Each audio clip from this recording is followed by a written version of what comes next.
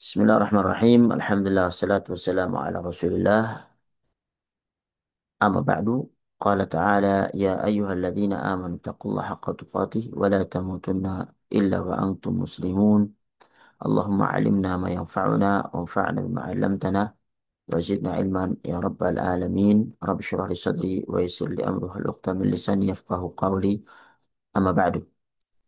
Segala puji bagi Allah Subhanahu wa taala yang memudahkan pertemuan kita untuk sama-sama kita belajar dasar-dasar ilmu tajwid dan kita masih bersama uh, matan Tuhfatul Atfal yang pada pertemuan yang lalu kita sudah mengambil berkenaan dengan uh, hukum tentang jenis-jenis mad, kemudian hukum mad dan kita berhenti pada pembahasan mad lazim, ya, pembahasan mad lazim di mana An-Nazim menyebutkan dalam bait syairnya walazimun ini sukunu usila waslan wa waqfan ba'da matin tuwila.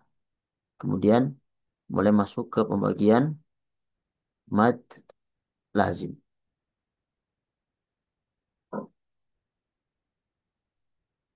Baik, saya share dulu.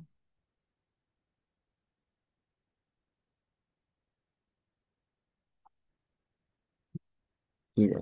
Kita berhenti di sini ya. Walazimun ini sukunu usila waslan wa waqfan ba'da matin tuwila.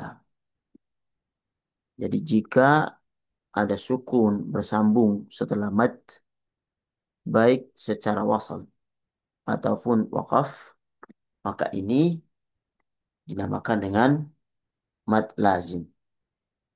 Kemudian Syekh mulai masuk ke pembagian aqsamul maddil lazim. Jenis-jenis daripada mad lazim. Beliau mengatakan aqsamul maddil lazim. Aqsamu lazimin ladaihim arba'ah. Tilka wa kilmiyun wa harfiyun ma'ah. Kilahuma mukhaffafun muthaqqalu. Fahadihi arba'atun tufassalu. Fa'in bi kilmatin sukunun ijtama' ma' harfi maddin fahuwa kilmiyun waqa' au fi thulathil hurufi wujida wal maddu wastuhu fa harfiyun bada kilahuma muthaqqalun id udghima mukhaffafun kullun idha lam yudghama واللازم الحرفي أول الصور وجوده وفي ثمانين حصر.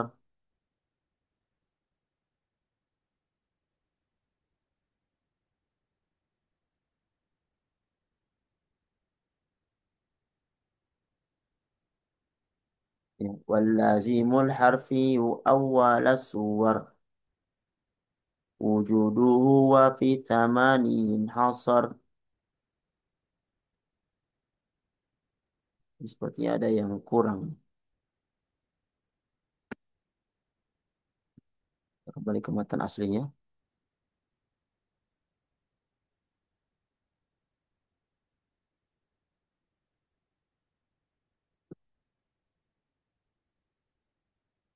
وعين ذو وجهين والطول أخص يجمع وحروف كم أصل نقص وما سوى الحرف الثلاثي لا ألف فمده مدا طبيعيا ألف وذاك أيضا في فواته الصور في لفظ حي طاهر قد انحصر ويجمع الفواتح الأربع عشر سله سهير المنقطع كاد اشتهر. Baik para hadirin yang dirahmati Allah Subhanahu wa taala, Syekh menyebutkan berkenaan dengan mad lazim. Di mat lazim beliau menyebutkan bahwasanya walazimun ini sukunu usila waslan wa waqfan ba'da maddin tuwila.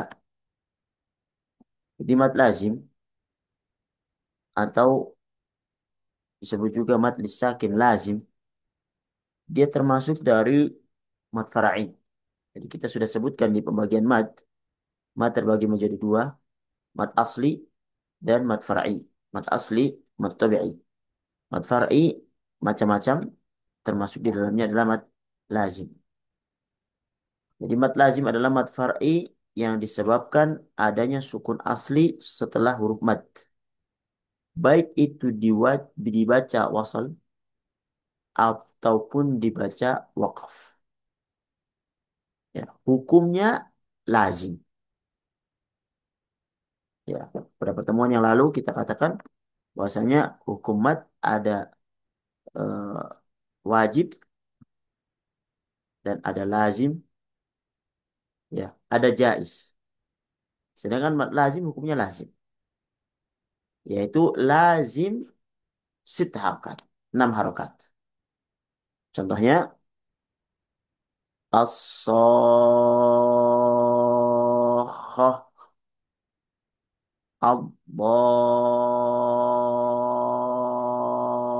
ad-dallin, atuhajjuni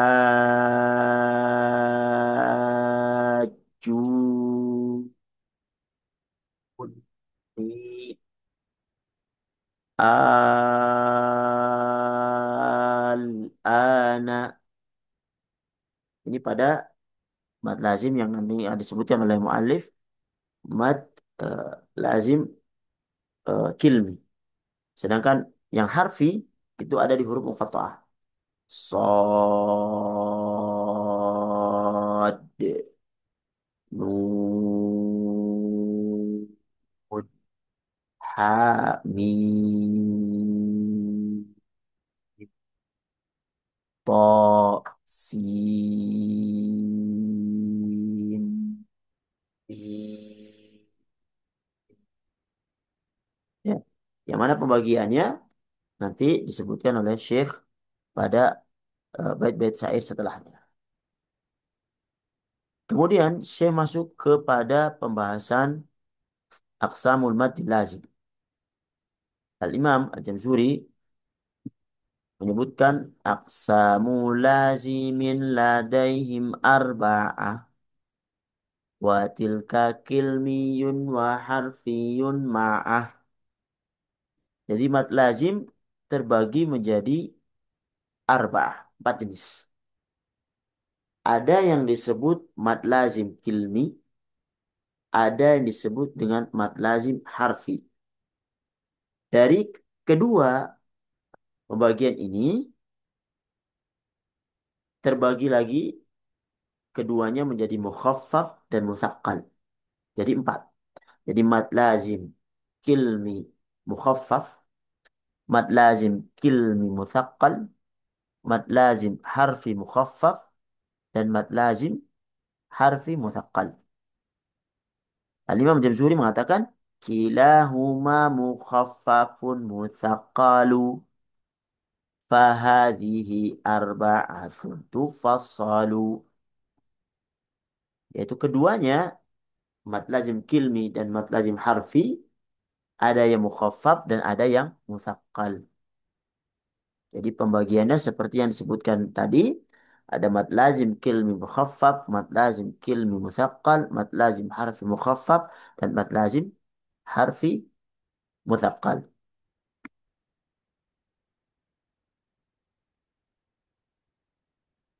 Mad lazim kilmi, Al-Imam Jamsuri mengatakan fa im bi kilmatin sukunun ijtama' ma harfi maddin fahuwa kilmiyun waqa'. Jadi mad lazim kilmi adalah mad far'i yang disebabkan sukun asli. Ya, bukan sukun arid ya. Seperti mad arid ini sukun. Yang mana disebabkan keberadaan sukun asli setelah huruf mad pada sebuah kata yang sama. Contohnya, فَإِذَا جَاءَتِ الصَّاخَّةُ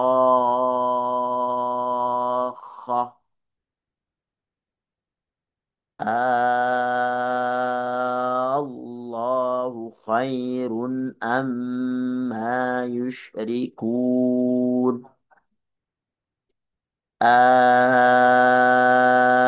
الآن وقد كنتم به تستعجلون فإذا جاءت الطامة الكبرى قل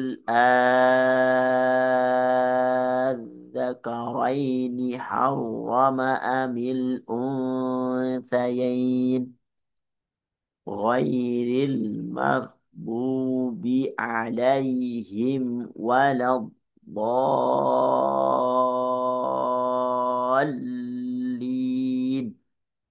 Ya, itu mad lazim kilmi, yang mana disebabkan keberadaan sukun asli setelah huruf mad pada sebuah kata yang sama. Kemudian yang kedua, pembagiannya adalah mad lazim harfi. Harfi maksudnya huruf, bukan dalam satu kalimat.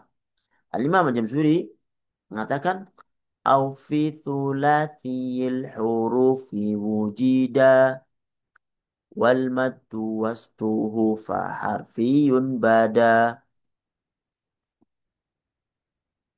Kalau ada huruf mad dan sukun berada pada huruf thulathi. Thulathi maksudnya huruf hijaiyah yang namanya terdiri dari tiga huruf.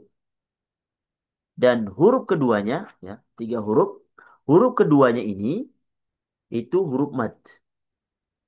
Seperti misalnya lam, ya, ada alif di sini. Sebelumnya fathah, huruf mad berada di tengah-tengah. Lam atau mim, ya, huruf ya, huruf mad sebelumnya kasrah. Ya, dia mad. Mim berada di tengah-tengah. Atau nun, ada huruf wawu sebelumnya dhammah. Maka di ini disebut dengan mad lazim harfi. Dan mad lazim harfi ini di Al-Quran dia berada atau sering disebut dengan huruf muqatta'ah. Yang mana keberadaan di dalam Al-Quran itu berada pada awal-awal surat di dalam Al-Quran. Kemudian Syekh Al-Imam Al-Jamzuri membagi mad lazim kilmi dan mad lazim harfi menjadi mukhaffaf dan muthaqqal. Beliau menyebutkan ilahuma muthaqqalun in udghima mukhaffafun kullun idza lam yudghama. Kapan dia jadi muthaqqal dan kapan dia jadi mukhaffaf. Jadi mad lazim kilmi dan mad lazim harfi disebut muthaqqal jika diidghamkan atau terdapat tasydid pada huruf huruf setelahnya. Dan masing-masing dari keduanya, yaitu mad lazim kilbi dan mad lazim harfi, disebut mukhaffaf ketika tidak diidghamkan. Contoh, waladdallin. Kita lihat di sini, dia diidghamkan, terdapat tanda tasydid. Maka ini mad lazim kilmi muthaqqal, berat. Contoh yang lain, فَإِذَا جَاءَتِ الصَّاخَّةُ. Di huruf kha ada huruf ada tanda tasydid. Ini mad lazim kilmi muthaqqal. ذَلِكَ بِأَنَّهُمْ شَاقُّوا اللَّهَ. شَاقُّوا اللَّهَ. Ya. Pada huruf qaf ada tasydid setelah huruf mad lazim. Sedangkan mad lazim khilmi mukhaffaf itu tidak diidghamkan. Contohnya al-ana,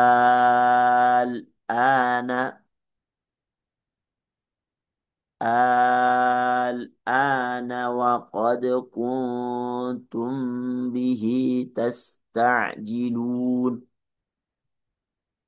Ada eh, mad lain yang namanya dengan mad farq. Mad farq ini yaitu mad lazim tetapi didahului dengan hamzah istifham. Istifham maksudnya hamzah yang menunjukkan bahwasanya itu adalah pertanyaan. Ya, karena dia disebut farq. Farq adalah pembeda yang membedakan antara apakah kata itu pertanyaan ataupun berupa khobar berita. Ini ada pada 6 ayat di dalam Al-Quran yang terbagi menjadi dalam 3 bentuk. Al-ana, ini ada 2 dalam Al-Quran. Al-zakaraini, ini juga ada 2. Maksudnya apakah? Ya. Ini apakah? Allah, jumlahnya hanya 6 ayat di dalam Al-Quran di 3 eh, bentuk yang setelah kita sebutkan. Baik, kemudian Syekh menyebutkan berkenaan dengan mad lazim harfi yang mana mad lazim harfi itu sering disebut dengan huruf muqatta'ah. Apa itu huruf muqatta'ah? Yaitu huruf yang eh, terputus yang terdapat pada beberapa. Jadi beberapa awal surat di dalam Al-Quran itu dimulai dengan huruf muqatta'ah. Ya. Yang mana huruf-huruf tersebut itu tidak merangkai sebuah kata yang bisa kita pahami. Karena muqatta'ah.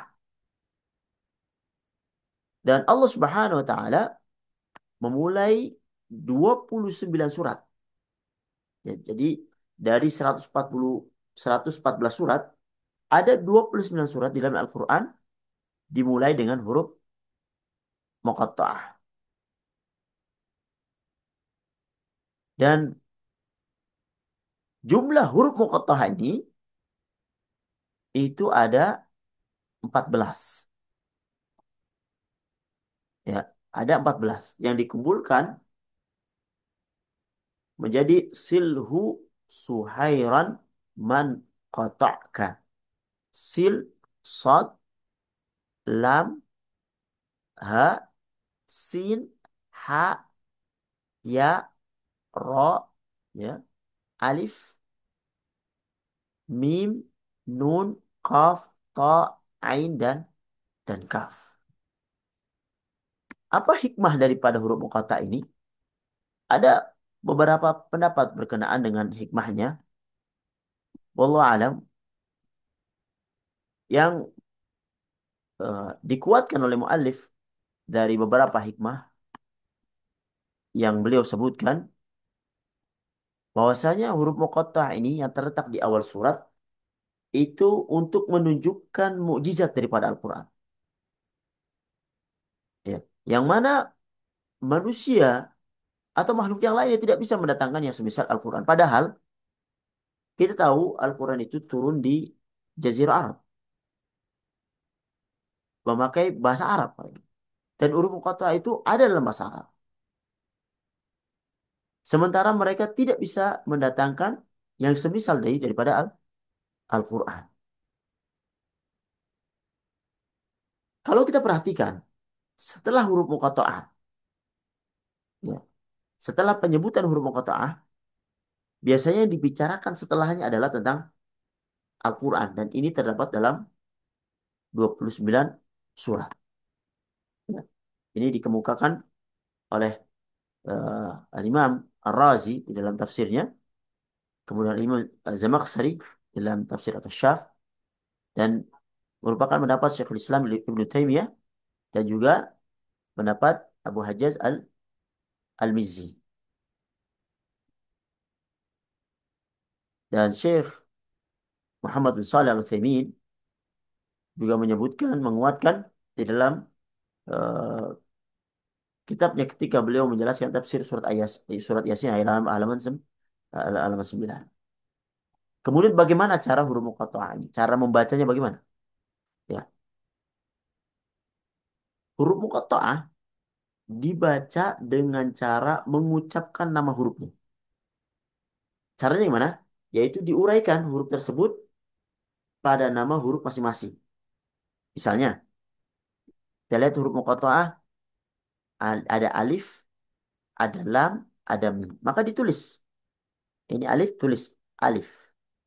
Lam, kita tulis lam. Mimnya kita tulis mim. Jadi bacanya alif, lam, mim. Jadi jangan dibaca alam. Jangan. Tapi di diuraikan huruf tersebut pada nama hurufnya masing-masing. Begitu juga misalnya huruf to dan huruf h. Kita tulis to kemudian h. Dibaca toha dan begitu juga pada huruf-huruf yang lainnya. Sehingga apa? Ketika membaca huruf-huruf muqatta'ah itu, maka hukum-hukum tajwid yang terjadi akibat pertemuan dua huruf yang ada di huruf muqatta'ah ketika dibaca diuraikan huruf tersebut, maka hukum-hukum tajwidnya tetap berlaku seperti idhar, idgham, ikhfa itu berlaku. Begitupun hukum hukum mad pada huruf-huruf tersebut meski diamalkan sebagaimana mestinya. Jadi mad yang terdapat pada huruf-huruf muqatta'ah itu ada mad lazim harfi dan juga mad tabi harfi. Baik, kita masuk satu-satu ke mad lazim harfi. Mad lazim harfi adalah mad lazim yang terdapat pada huruf muqatta'ah. Syekh Al-Imam Jamzuri mengatakan wallazimul harfi awwalas suwar wujuduhu wa fi thamanin hasar. Jadi mad lazim harfi itu keberadaannya terdapat pada awal-awal surat dan teringkas pada 8 huruf yang disebutkan pada bait setelahnya nanti. Yang mana jumlah total huruf muqatta'ah itu 14. Ya. Dari 14 tersebut ada 8 huruf yang di antara termasuk mad lazim. Al-Imam Jamzuri mengatakan yajma'uha hurufu kam asal naqas wa ainu dhu wajhaini wa tulu akhas. Jadi dikumpulkan huruf tersebut pada lafaz kam asal naqas.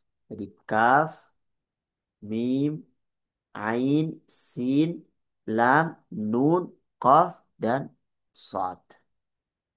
Kedelapan huruf ini dibaca dengan panjang 6 harokat. Lazim. Sedangkan ada satu huruf yang boleh milih antara dibaca tul panjang 6 harokat ataupun dibaca 4.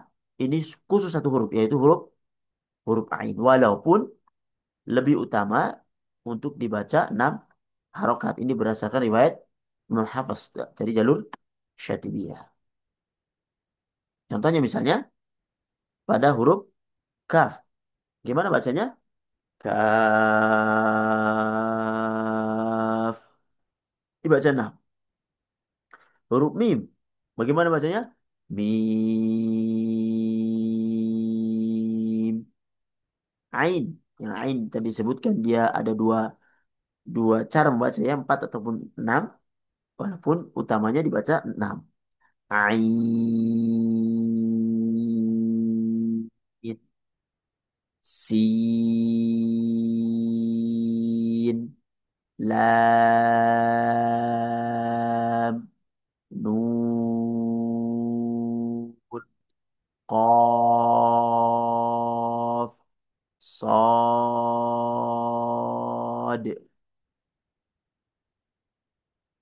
Para hadirin yang dirahmati Allah Subhanahu wa taala, mad lazim kilmi dan mad lazim harfi terbagi menjadi dua. Mad lazim harfi mukhaffaf dan mad lazim harfi muthaqqal. Syekh Al-Jamzuri mengatakan kilahuma mukhaffafun muthaqqalu fahadihi arba'atun tufassalu. Jadi keduanya mad lazim kilmi dan mad lazim harfi disebut muthaqqal bila diidghamkan dan disebut mukhaffaf bila tidak diidghamkan. Misalnya yang lazim kilmi muthaqqal alif lam mim. Ya ini buat eh, mad lazim harfi ya, harfi muthaqqal. Kemudian mad lazim harfi mukhaffaf. Alif lam ra. Ya, jadi bukan bukan mad lazim kilmi tapi mad lazim harfi. Diidghamkan mana? Diidghamkan lam ke idgham ke mim. Alif lam mim. Yang mad lazim harfi mukhaffaf tidak diidghamkan. Alif lam ra.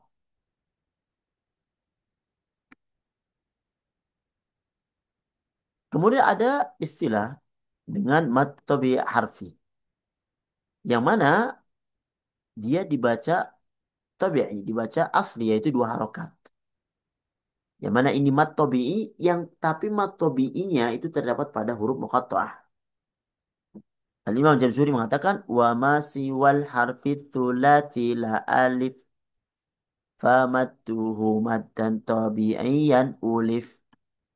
Dan selain huruf tsulati dan huruf alif maka madnya dikenal sebagai mad tabi'i yaitu dibaca dua harokat. Al-Imam Jamsuri melanjutkan wa dzaka aidon fi fawatihi suwar fi labti hayyin tahirin qadin hasar. Maka begitu pula cara membacanya pada huruf-huruf yang menjadi pembuka surat.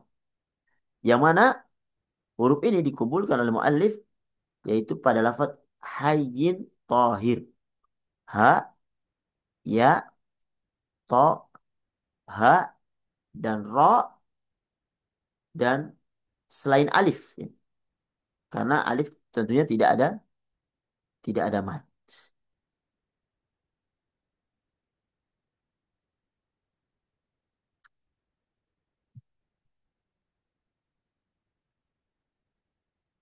Jadi huruf sulasi di sini yaitu huruf hijaiyah yang nama hurufnya, maksud sulasi itu terdiri atas tiga huruf.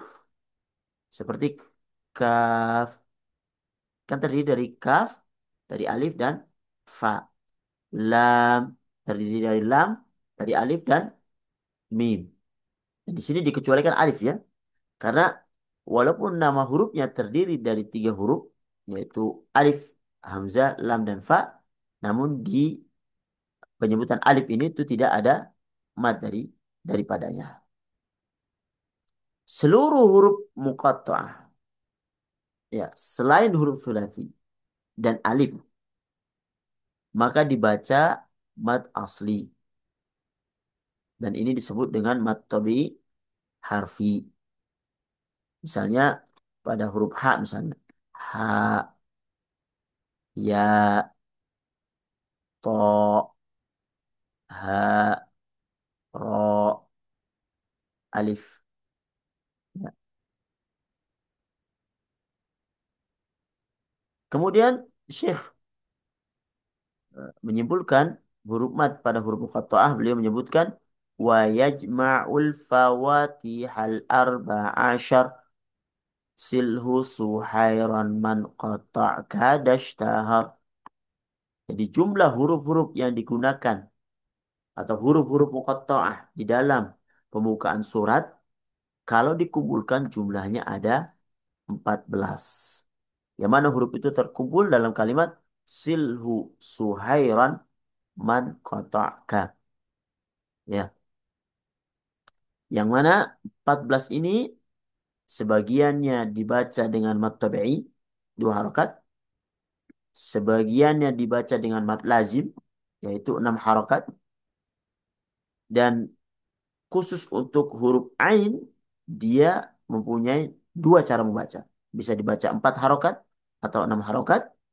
Yang dan terakhir adalah huruf alif, yang mana tidak terkandung mati di dalamnya. Para hadirin yang dirahmati Allah Subhanahu wa taala, kemudian kita akan masuk ke pembahasan terakhir berkenaan dengan eh, penutupan. Ya. Mudah-mudahan ini bisa terakhir. Mohon maaf agak panjang sedikit. Syekh menyebutkan di dalam penutupan al-khatimah daripada eh, matanya ini,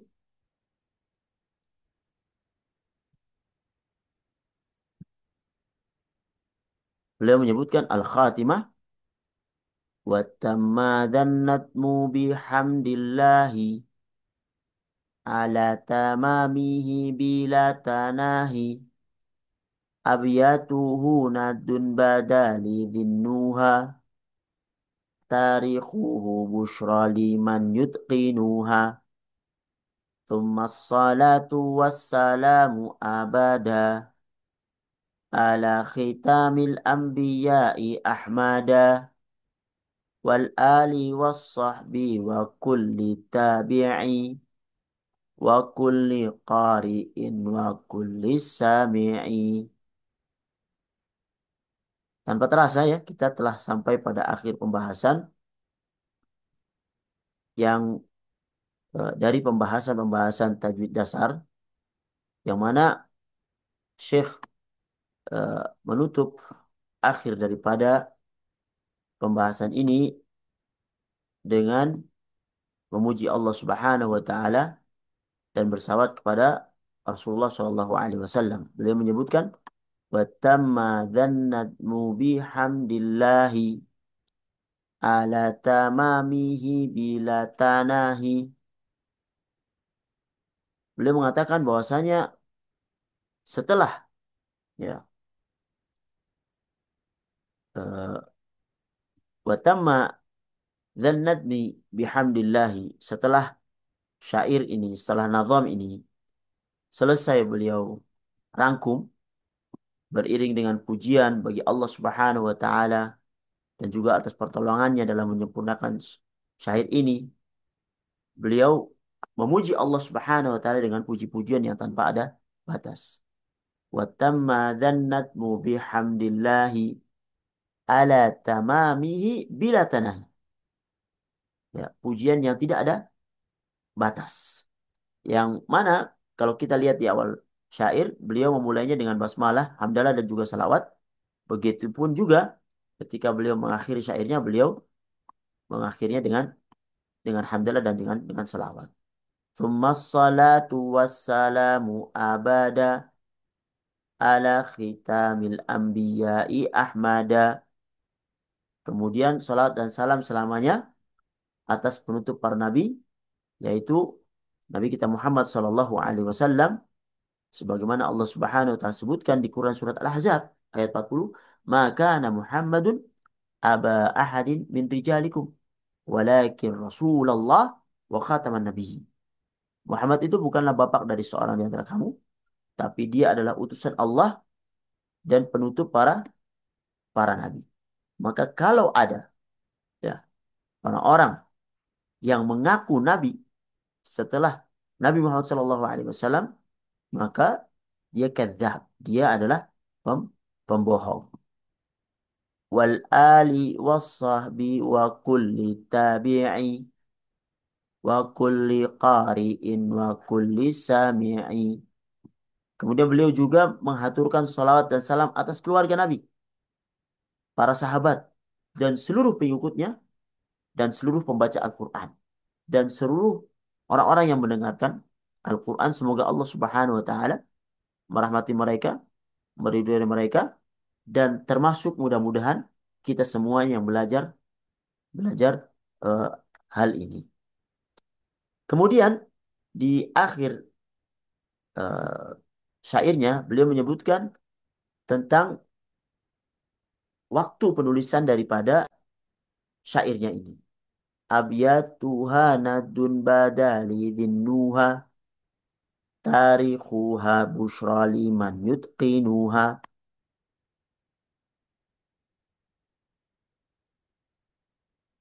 Ya, beliau menyebutkan tentang jumlah daripada syair yang beliau sebutkan dan juga eh, tentang kapan ya, penulisan daripada nazm ini.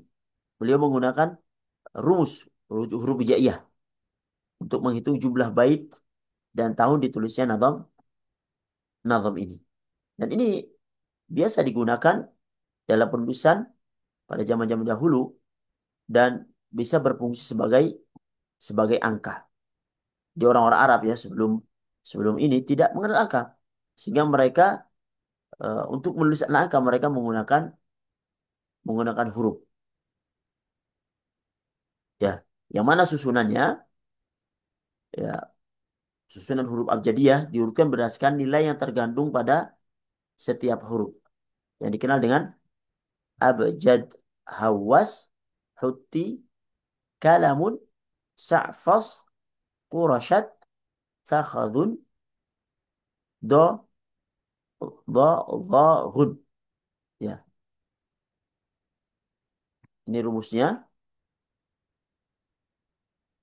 Abjad, al-hamzah itu satu, ba itu dua, jim itu tiga, dal itu empat, ha itu lima, waw itu enam, za itu tujuh, ha itu 8, to itu 9, ya itu 10, kaf itu 20, lam 30, mim 40, nun 50, sin 60, ain 70, fa 80, shad 90, qaf mulai dia 100, ra 200, shin 300, ta 400, sa 500, kha 600, za 700, dad 800, dha 900 dan ghain itu 1000. Coba kita terapkan kapan dia berapa jumlah syairnya dan kapan ditulisnya bait-bait syair ini. Beliau mengatakan bahwasanya naddun bada jumlah syairnya dirumuskan dengan naddun bada. Naddun bada. Nun 50, dal itu 4, ba itu 2, dal itu 4, hamzah itu 1. Naddun bada kalau dikumpulkan 50 tambah 4 tambah 2 tambah 4 tambah 1 yaitu jumlahnya 41. Jadi jumlah bait-bait syair Tuhfatul Atfal ada 61 satu bait yang disusun berdasarkan dengan Bahar Kamil Rajas. Kemudian beliau menyebutkan tentang tahun ditulisnya nazam ini. Bushra liman yutqinuha. Bushra. Ya. Ba 2, shin 300, ra 200, ya 10. 502. Bushra liman. Lam 30, mim 40, nun 50, 120. Bushra liman yutqinuha. Ya 100, ta 400, qaf 100, nun 50, ha 5, dan hamzah 1. 566. Maka kalau dikumpulkan, ya penjumlahan ini, ya maka tahun ditulisnya nazam ini adalah 502 ditambah 120 tambah 566 adalah tahun 1198 Hijriah.